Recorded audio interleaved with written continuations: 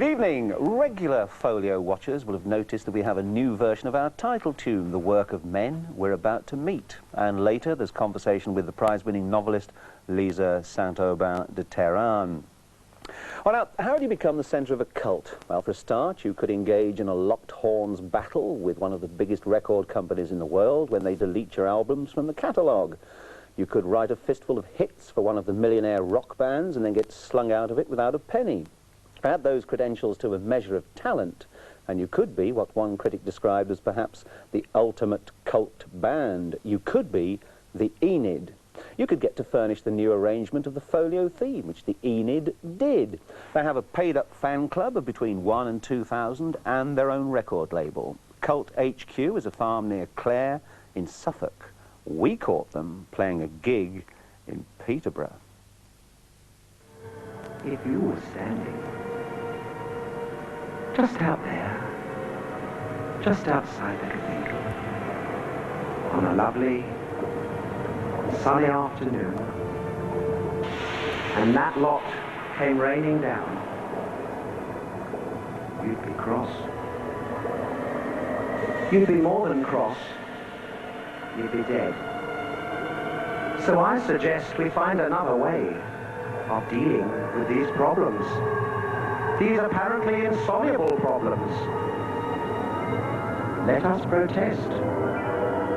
Let us say no. I don't want to die. Do you?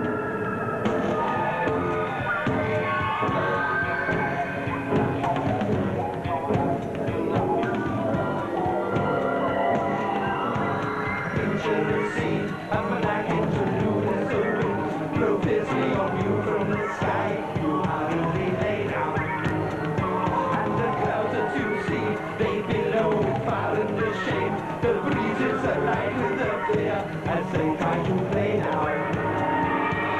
What are you gonna do now? Now. Where you gonna go now? Rain down. Rain down.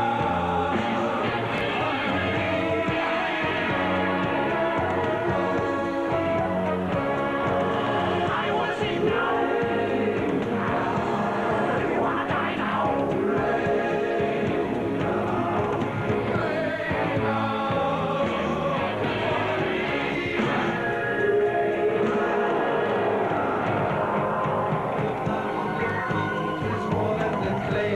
Slush of dreams that you've had and it sticks like earth in a battery. The damp that you feel is blood from the pool and it sticks. It clings like a glove as you drown in somebody's mad sleep. What you gonna do now? Where you gonna go now? Rain down, rain down.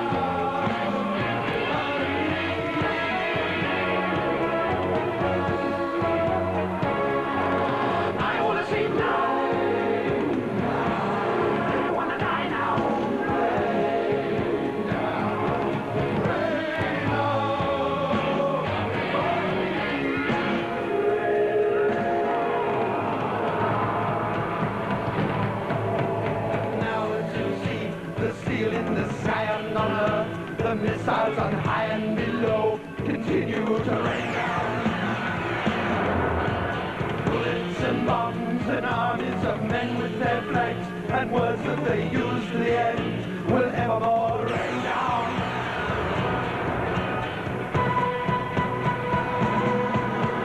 What you gonna do now? Where you gonna go now?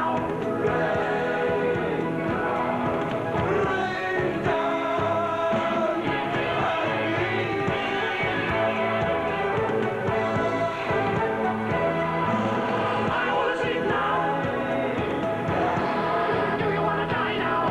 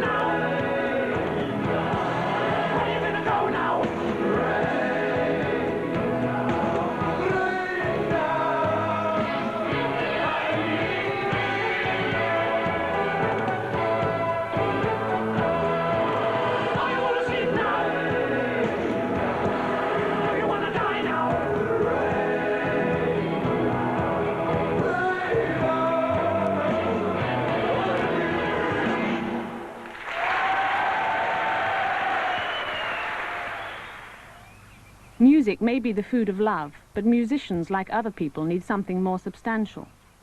Unlike many other bands, the Enid have none of the resources of a major record company, but rely almost entirely on the support of a large network of Enid enthusiasts. Their organisation is run like a small community from their home and office. We have a very vigorous fan club, which is a little bit more than a fan club in the sense that we offer a great deal more than most fan clubs, and we expect a bit more from our fans in return. But that is the means by which we survive, because survival is what it is for us. Don't imagine that we have plenty of money to be able to support ourselves through the thin days. It isn't like that. We don't have those kind of resources, so we have to rely very much upon ingenuity to try and maintain our situation. But you really must include every bit of aggro and flack that we get back from all our stand members. I mean, you only owe it to them, really. And you do tend to shoot from the hip occasionally, which is only laying yourself open to this sort of thing, and it must be answered. The stand isn't anything to do with politics. It's something essentially to do with trying to promote diversity of ideas, that wonderful variety of life, which of course is the great spice of life, and we don't want to kill it. It's easy to assume that the music business exists only in London. It comes as a surprise, therefore, to find among the farm buildings a well-equipped recording studio. These facilities enable Robert Godfrey and Steve Stewart to retain control over everything they produce. Robert has experienced the music industry from the inside, having spent 2 years with Barclay James Harvest. So why does he reject the system? I think that my expectations about what a record company, and indeed the music business itself, would be like, would be to recognize something that was good and worthwhile and promote it and encourage it for that reason. And I learnt very painfully and